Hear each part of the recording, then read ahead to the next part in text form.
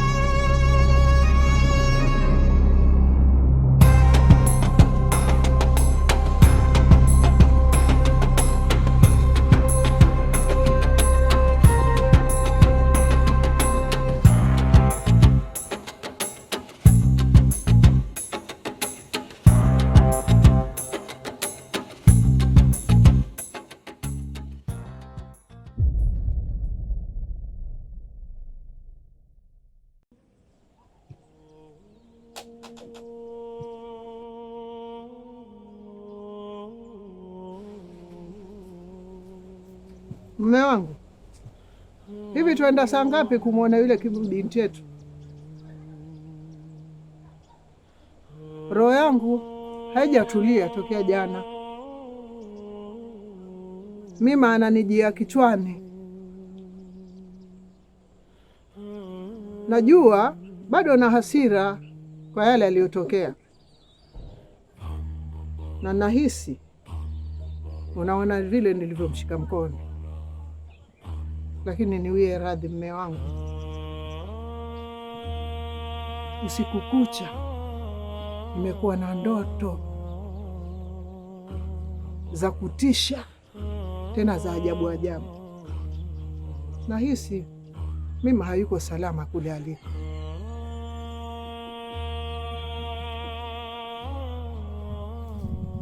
Salama? Mimi uko salama kule alikokimbilia.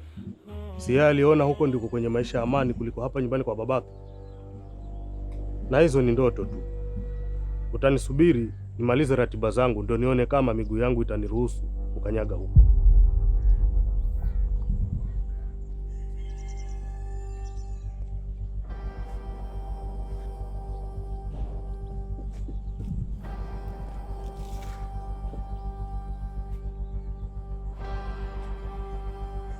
Jambo mzee wangu.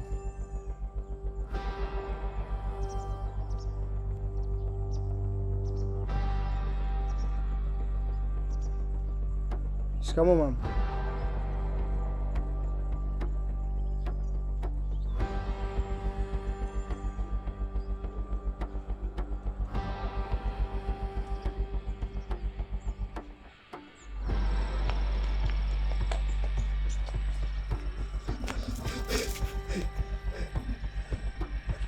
Kijana, uko na nini? Mbona wakimbia? Mzee.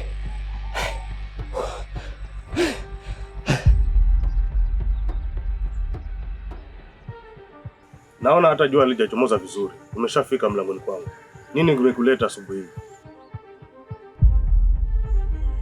hii? Ni Mima mzee wangu. Mima? Mima ana nini? Na Mima yuko wapi? Mima kwani hayuko hapa?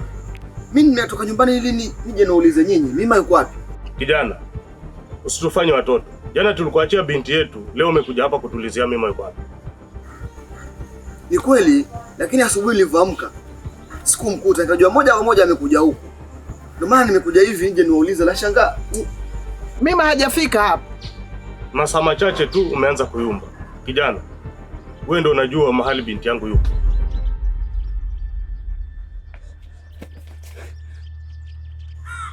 Nini tena? Mbona unakimbia kama umeona shetani? Mzee Ngala, kuna mwili umepatikana kule mporini. Mwili wa nani? Mwili unakaa binti yako, binti Mima.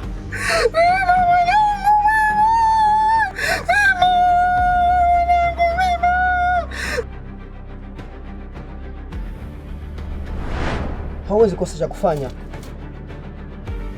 Chukua mzoga wako na ondoke nao, kwa sababu shida hii ni yako. Timbe bwana. Sasa naondokaje na mwili bro? Unajua hii ni kesi ya mauaji. Naomba unisaidie bro, hata kama ni kwa mawazo bro. Tafadhali.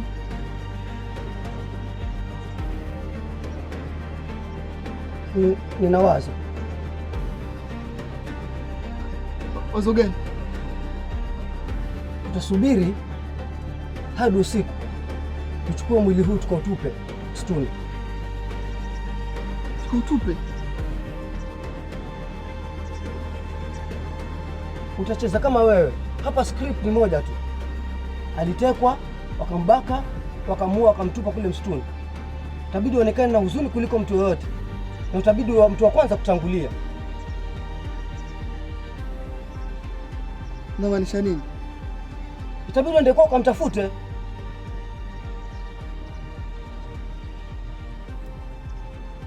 Niende kwao?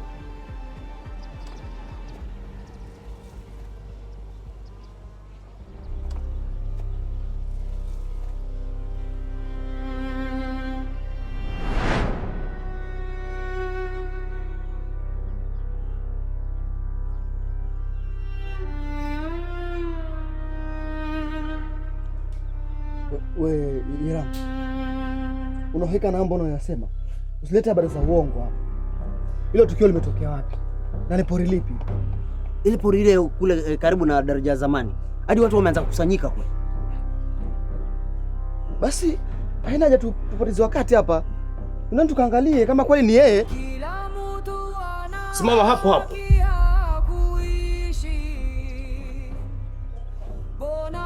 Mbona una haraka ya kufika huko? Miguu inakuwasha kuliko mimi niliambiwa mtoto wangu amekufa. Kijana, niambie ukweli, unahusika kwa hili? Mzee wangu, mimi sihusiki. Mimi siwezi kumdhuru Mima, mzee wangu. Alafu hizi habari hata siamini kama ni za kweli. Iramba, niongoze.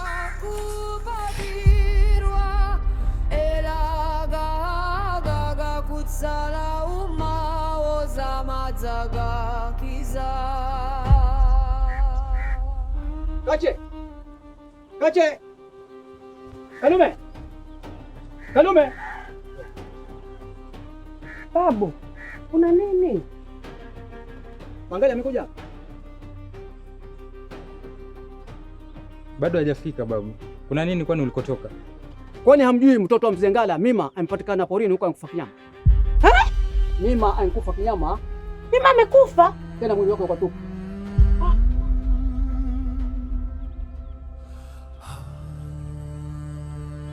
Na Mangale yako wapi basi kama Mima amekufa? Sijui. Ina maana pia Mangale anaweza kuwa ameuawa, alafu mwili wake umetupwa sehemu nyingine.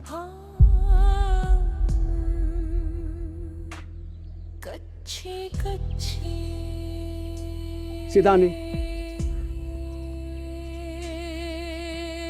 Lakini sio kawaida yake Mangale kulala nje bila kutoa taarifa. Kama Mima amepatikana amekufa na Mangale haonekani, hii ni hatari kubwa.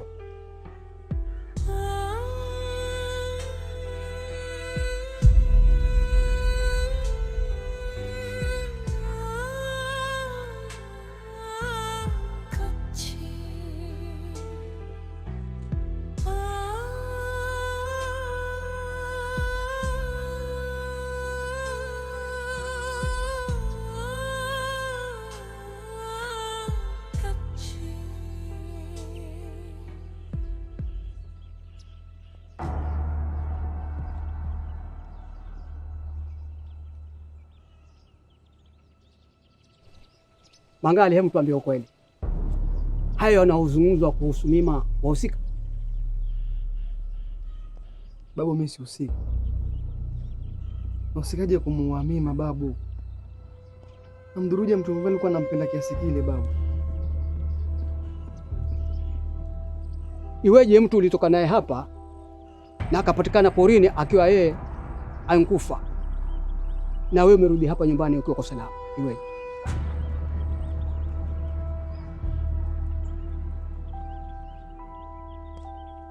Tuligombana huko njiani, alikuwa na hasira sana, kisha akaniambia nataka kwenda kwao kwa wazazi wake msamaha, labda wangemruhusu arudi nyumbani. Nijaribu kumkataza lakini alikataa. Alivyonishinda mimi nikawachana naye, akashika njia kwenda kwao. Asubuhi nilivyoenda kwao ndo nikapata hizo habari za kifo. Wewe Mima aliporudi kwao, Mangali ulilala wapi?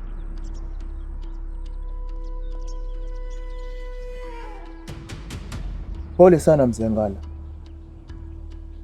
jua hili ni pigo kubwa sana, na pigo hili sio kwako tu peke yake, bali ni kwa kijiji kizima. Mungu ametoa na Mungu ametoa. Najua sisi wote ni waja wa Mwenyezi Mungu,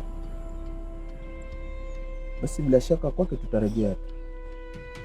Asante Inspector. Mzee Ngala, unajua tumekuwa karibu sana kwenye uwajibikaji kufanya kazi pamoja ndani ya hichi kijiji. Je, unahisi kuna mtu yoyote hivi amewajibika kwa hili?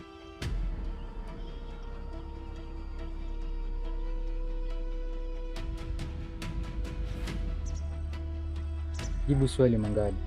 Kama hukulala hapa nyumbani, ulilala wapi? Mimi unajua... Tosha. Hivi hamumwelewi? Mbona mnamuuliza maswali kama polisi? Usi ni damu yetu huyu.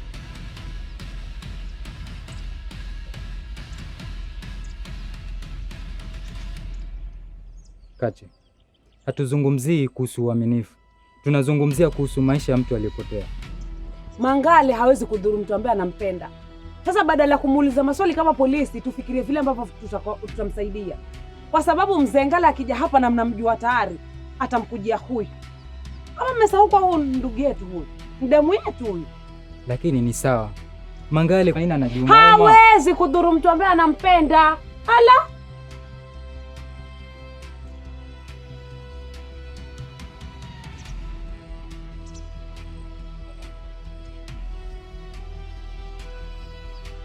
Inspector, mimi sina adui yoyote hapa kijijini. Nimeishi kwa amani na majirani na wala sijui adui yangu yoyote kwa sura wala kwa jina. Inspector, sasa hivi hapa kijijini kumekuwa na ongezeko kubwa la mauaji. Analosema ni kweli. Pia bora nikuelezee. Jana dadangu alirudi bila maji kutoka mtoni. Kisa kuna vijana wanamsumbua. Hii ni hali ya kutisha sana. Ina maana hapa kijijini hali ya usalama imedorora sana. Bila shaka wanahusika kwa hili. Sawa. Mimi kama inspector nitafanya uchunguzi wa kina wa jambo hili. Nitashirikiana na vyombo vyote vya usalama nihakikishe kwamba wanafanya unyama huu wanakamatwa. Siwezi ruhusu roho za watu zikatishwe tu hivi kiholela kama kuku. Nitashukuru sana Inspector. Sawa.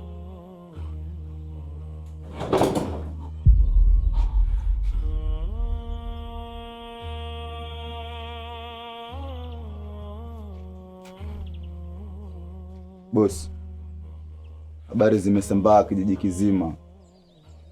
Mwili umepatikana na sasa hivi wako kwenye maandalizi ya mazishi. Mbona haraka hii? Nafikiri tutachukua muda mrefu. Alafu mbona unaonekana mwenye furaha sana yule? Acha wamkodolee macho. Mangali atajua kwamba mimi ndio mlango pekee wa kutokea, na mlango huu sitokuficha, kuna gharama.